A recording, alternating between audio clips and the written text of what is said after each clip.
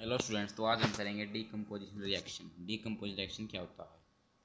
तो सबसे पहले हम 1.5 वाली एक्टिविटी देख लेते हैं। इसमें फर्स्ट स्टेप में क्या कहा गया है कि हमने 2 ग्राम फेरियस सल्फेट क्रिस्टल लिया है जो कि एक ड्राई बॉइलिंग टेस्ट ट्यूब में डाला हुआ है। दूसरे स्टेप में क्या कहा है, note the colour of the furious sulphate crystal, कि हमें ये देखना है कि फेरियस सल्फेट क्रिस्टल का कौन सा कलर है। तीसरे में बताया है heat the boiling tube over the flame, a burner और spirit lamp is shown in figure 1.4, कि हमें 1.4 में दिखाया गया है एक्टिविटी में कि हम फेरियस सल्फेट क्रिस्टल को हीट कर रहे हैं। ये देखिए, ये बर्नर चल रहा है और यहाँ से ferrous sulphate crystal test tube में डाला हुआ, तो इसे हीट किया जा रहा है। Observe the colour of crystals after heating, कि हमें फिर बाद में हीटिंग करने के बाद उसका कलर ऑब्जर्व करना है कि उसका कौन सा कलर है। तो अब नीचे देख लेते हैं यहाँ पर, have you noticed that a green colour sulfate crystal has changed, you can see small the characteristic odor in a burning of sulfur। इसमें कहा गया है कि जो फेरियस सल्फेट क्रिस्टल है उसका कलर है ग्रीन कलर का फेरियस सल्फेट क्रिस्टल का। अब ये देखना, पर इक्वेशन बताई गई है कि ये है फेरियस सल्फेट FeSO4, 2 ग्राम ली है इसलिए इसके आगे 2 लगा दिया। ये हीट की प्रेजेंस में, क्योंकि इसको हीट दी गई थी, तो ये बना था फेरियस ऑक्साइड, सल्फर डाइऑक्साइड और सल्फर ट्राइऑक्साइड। और हाँ, एक और बात, जब हम हीट देंगे, हीट देने का मतलब है कि उसमें ऑक्सीजन तो रिएक्ट हुई होगी जिसको हमने हीट दिया है, तो हम ऐसे भी लिख सकते हैं प्लस में O2। अगर O2 प्लस में आएगा तो इसलिए फेरियस जो ये आयरन है ये ऑक्सीजन के साथ रिएक्ट हो जाएगा और आयरन ऑक्साइड बनाएगा, और ये सल्फ़र भी ऑक्सीजन के साथ रिएक्ट होगा तो ये सल्फ़र डाइऑक्साइड और सल्फ़र ट्राइऑक्साइड बनाएगा। इस वाले इक्वेशन में बस इतना ही कहा गया था। अब आगे देख लेते हैं। In the reaction you can observe that a single reactants break down to give simpler products. इन्होंने कहा गया है कि ना कोई भी सिंगल रिएक्टेंट हो, यानी कोई भी एक लेफ्ट हैंड साइड कोई भी एक रिएक्टेंट होना चाहिए जो कि हमें सिमिलर प्रोडक्ट मतलब क्या होता है, जो कि वन या मतलब जो कि 2 या 2 से ज़्यादा प्रोडक्ट हो। This is the decomposition reaction, उसको हम डीकम्पोजिशन रिएक्शन कहते हैं।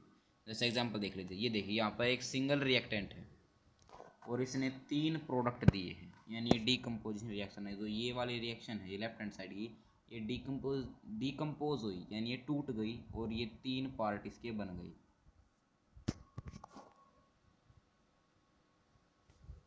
फेरियस सल्फेट क्रिस्टल बना पहला पार्ट, नहीं मतलब फेरियस सल्फेट क्रिस्टल जो था और उसके अंदर H2O भी था, क्योंकि टेस्ट ट्यूब में डाला हुआ तो उसके अंदर H2O तो होगा ही। Lose water when heated and the colour of the crystal change, कि क्या हुआ जब हमने उसको हीट किया तो जो पानी है वो लूज हो गया और उसका जो कलर है वो भी चेंज हो गया। इट देन डीकम्पोज, जब वो डीकम्पोज होने के बाद वो फेरियस ऑक्साइड में बदला और सल्फर डाइऑक्साइड में बदला और सल्फर ट्राइऑक्साइड में बदला। Ferrous oxide is a solid, SO2 and SO3 are gases.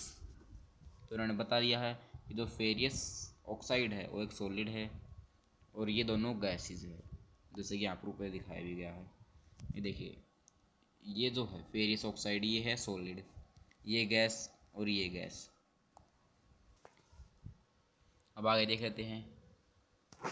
Decomposition of calcium carbonate to calcium oxide and carbon dioxide on heating is an important decomposition reaction is used for various industries।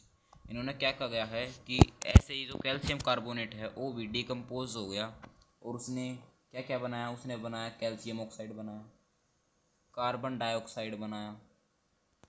On heating important decomposition reaction is used various industries. जो ये decomposition ये reaction हुई है यानी CaCO3, इसका इसका ज़्यादा use industry में किया जाता है, इंडस्ट्री में फैक्ट्री में किया जाता है। Calcium oxide is cold lime and quick lime, जो कैल्शियम ऑक्साइड हम उसको लाइम भी कहते हैं और क्विक लाइम भी कह देते हैं। इट हैज़ मैनी यूज, इसके बहुत सारे काम है। पहला यूज है ये सीमेंट को मैन्युफैक्चर करता है। When a decomposition reaction is carry out by heating is called thermal decomposition reaction. कि वो रिएक्शन जिसमें हीट इन्वॉल्व हुई हो उसे हम कहते हैं थर्मल डीकम्पोजिशन रिएक्शन। यानी ये देखिए ये CaCO3 ये डीकम्पोज हुआ हीट की प्रेजेंस में, यानी ये थर्मल डीकम्पोजिशन रिएक्शन है। यानी जो चीज़ हीट के प्रेजेंस में डीकम्पोज होगी। अब आगे देख लेते हैं। Another example of thermal decomposition reaction given in activity 1.6। अब ये जो एक और एग्जाम्पल है डीकम्पोजिशन रिएक्शन का जो कि हमें 1.6 में दिखाया गया है, तो देख लेते हैं 1.6 में क्या दिखाया गया है। फर्स्ट स्टेप में हमें कहा गया है take about 2 gram lead nitrate powder in a boiling tube. इन्होंने कहा है लेड नाइट्रेट हमें लेना लेड नाइट्रेट, वो भी 2 ग्राम। लेड नाइट्रेट क्या होता है Pb, इसका केमिकल फॉर्मूला होता है Pb। Hold the test tube with pair of tongs and heating it over a flame is shown 1.5। 1.5 में वहाँ दिखा गया है जो ये ट्यूब है इसके अंदर है लेड नाइट्रेट और इसे बर्नर द्वारा हीट दी जा रही है। और ये देखिए जो ये हाथों में ये मतलब जो ये जो टेस्ट ट्यूब है ये ये पकड़ रखा टंग्स की हेल्प से।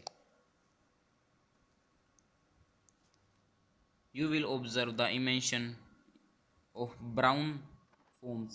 These foams are of nitrogen dioxide. The reaction that takes place is, जो ये रिएक्शन है इसमें जो ये ब्राउन ब्राउन जो ये इमल्शन हो रहा है यानी जो ये निकल रहा है ये क्या है, ये है नाइट्रोजन डाइऑक्साइड। इस इक्वेशन को हम इस जो रिएक्शन हुई थी इसको हम यहाँ पर इक्वेशन की फॉर्म में देखते हैं। चलो ये देखिए इक्वेशन की फॉर्म में क्या होता है 2PbNO3 की ब्रैकेट में 2 Pb यानी लेड NO3 यानी nitrate.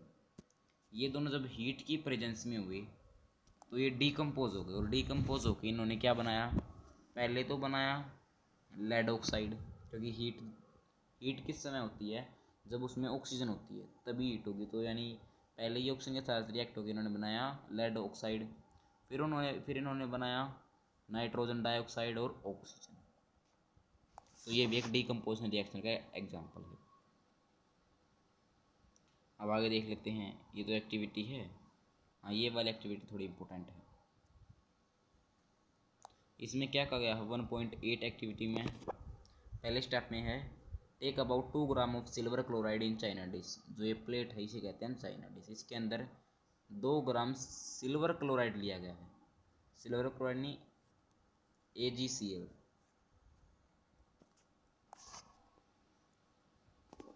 What it is colour, इसका कलर कौन सा है, पहले तो ये बुझा एक्टिविटी में।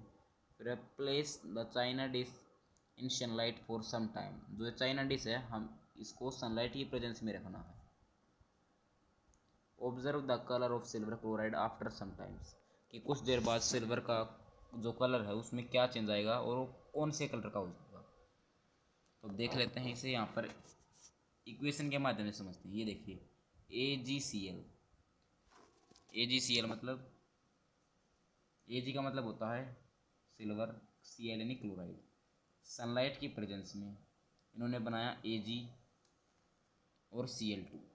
यानी क्या हुआ सनलाइट ने इन दोनों को अलग अलग कर दिया। पहले इसके अंदर क्या था सिल्वर क्लोराइड दोनों मिक्स थे, लेकिन सनलाइट ने इनको डीकम्पोज करके इनको अलग अलग यहाँ पर Ag अलग कर दिया यानी सिल्वर अलग कर दिया और क्लोराइड अलग कर दिया। इस इक्वेशन में इतना ही कहा गया है। अब silver bromide also behave in this same way. अब इन्होंने कहा गया है कि जैसे हमने यहाँ पर AgCl लिया था ना, यहाँ इसी तरह हमें यहाँ पर Cl की जगह हमने लेना है यहाँ पर ब्रोमाइड। तो देख लीजिए इस इक्वेशन में फिर क्या बताया गया है। ये देखिए AgBr यानी सिल्वर ब्रोमाइड सनलाइट की प्रेजेंस में हुआ तो सनलाइट ने इनको भी डीकम्पोज कर दिया और दोनों को अलग अलग कर दिया। अब Ag यानी सिल्वर अलग हो गया और ब्रोमाइड अलग हो गया। अब आगे देख लेते हैं। The above reaction are used in black and white photography. What form of energy is causing when decomposition reaction.